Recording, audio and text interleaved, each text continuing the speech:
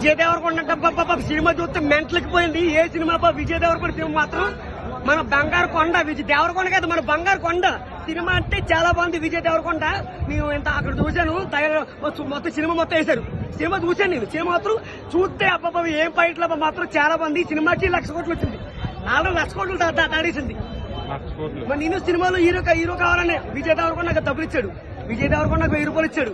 ఆ 1000 రూపాయలు అక్కడ ఎక్కడో పడిపోయినాయి. మా గురుగారు విజయ్ దేవరకొండ, జై విజయ్ దేవరకొండకి జై. విజయ్ దేవరకొండ నేను ఎవరిని చండుకోరండి ఉంటది అనుకున్నా, అది చాలా బాగా తీసుకెళ్లారు. చాలా గుడ్ ఉంది. ఎక్కడ సెకండ్ హాఫ్ లో కొద్దిగా స్లో అయినట్టు అనిపిస్తుంది.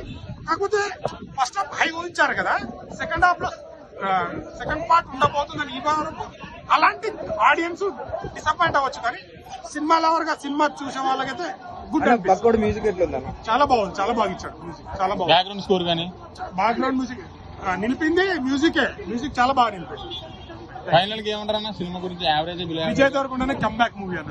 విజయ్ దేవరకొండ కెరీర్ లో ద బెస్ట్ మూవీ. ఓవరాల్ గా సినిమా బాగుంది. సినిమా లెక్క చూడండి. సినిమా బాగుంది. విజయ్ దేవరకొండ మంచి యాక్టింగ్ చేసిండు. సినిమాలో హీరోయిన్ క్యారెక్టర్ ఏం లేదు. మీరన్నా ఉంటే బాగుండదు అనిపించింది, కానీ హీరోయిన్ అనేది ఏం లేదు. స్లో నరేషన్ అంటున్నారన్న, సినిమా స్లో నరేషన్, స్లోగా వెళ్తున్నారు. సినిమా బాగుంది, చూడొచ్చు.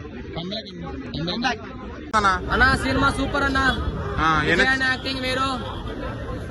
చాలా పెద్దోన్నాయి. పొడుస్తాను స్వామి అన్నాడు విజయ్ అన్న. అన్నా నువ్వు చాలా పెద్దోను అన్నా, నాకంటే పెద్దోను అన్నా. సూపర్ సినిమా, చాలా అంటే చాలా బాగుంది. స్లో నరేషన్ సినిమా స్లోగా ఉంది, అంత లేదు అని అన్నా. స్లోగా అంటే అన్నా ఇక ఒక్కటే చెప్తున్నా, ఇక చూడాలంటే థియేటర్ లో చూస్తూనే ఉండదు సినిమా. లేచిపోం కదా, డబ్బులు టికెట్ కొనుక్కున్నాం. టికెట్ అది ఖరాబ్ ఏం కదన్నా, చూస్తాం. ఇంటికి కొట్టాడన్నా విజయ్ దేవరకొండ ఇక అన్న చెప్తున్నా. కానీ ఇందులో ఒక ట్విస్ట్ ఉంది, పెద్ద ట్విస్ట్. సాంగ్స్ లేవు, అదొక పెద్ద ట్విస్ట్. అదే నా పేరు రవి అన్న, నేను మెజిషియన్. నేను చేస్తాను మ్యాజిక్. కింగ్డమ్ సినిమాలో ఒకటి పెద్ద లాజిక్ ఏంటంటే ఆ సినిమాలో సాంగ్స్ లేవు, అది పెద్ద లాజిక్. బ్యాక్గ్రౌండ్ స్కోర్ ఎలా ఉందన్నా? బ్యాక్గ్రౌండ్ అవన్నీ బాగానే ఉన్నాయి, కానీ కొంచెం లెంత్ అంటే అంతా నాకు అనిపించలేదన్న. ఒకప్పుడు సినిమా, ఇప్పుడు సినిమాలు యావరేజ్. బాహుబలికి మించి రాదు ఇంకా సినిమా. ఈ పార్ట్ 2 ఎందుకు చెప్తున్నారు అర్థం కాదు. తలకాయ కింగ్డమ్ సెకండ్ పార్ట్ మీరు తీస్తున్నారు, మేము చూస్తున్నాము.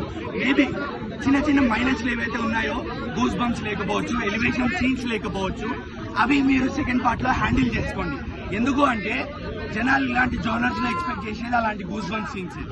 మీరు మీ స్టైల్లో ఎమోషనల్ గా తీద్దాము, ఎమోషనల్ కనెక్ట్ పెడదామని తీశారు. మేము చాలా బాగా కనెక్ట్ అయ్యాం. కానీ కొంతమంది మాస్ ఆడియన్స్ కి ఆ ఎలివేషన్స్ పడాలి. అది మేబీ సెకండ్ పార్ట్ లో పడితే చాలా బాగుంటుంది.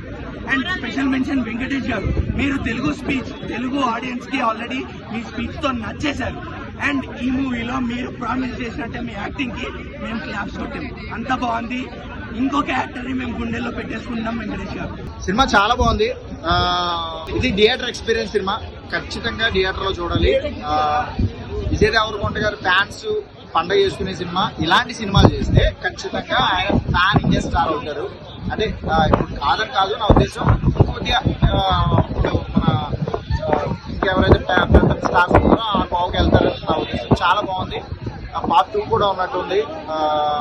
ఫ్యాన్స్ అయితే పండగ చేసుకుంటారు. కంబ్యాక్ ఫిల్మ్ అనొచ్చు విజయ్ దేవరకొండ గారికి. కంబ్యాక్ ఖచ్చితంగా కంబ్యాక్. ఇలాంటి స్టోరీస్ ఎందుకుంటే ఆయనకి ముందు డిసప్పాయింట్ అవ్వరు ఆడియన్స్. సో ఇప్పటి వరకు రొటీన్ గా చేస్తున్నారని ఏదో అనుకుంటున్నారు కదా, సో రొటీన్ కి భిన్నంగా ఆయన ట్రై చేశారు. సక్సెస్ అయ్యారు, ఖచ్చితంగా సక్సెస్ అయ్యారు. హీరో క్యారెక్టరైజేషన్ బాగుందండి, నాకైతే బాగా నచ్చింది. నేనైతే సాటిస్ఫై. నేను పెట్టినటువంటి డబ్బులకి నేను సాటిస్ఫై.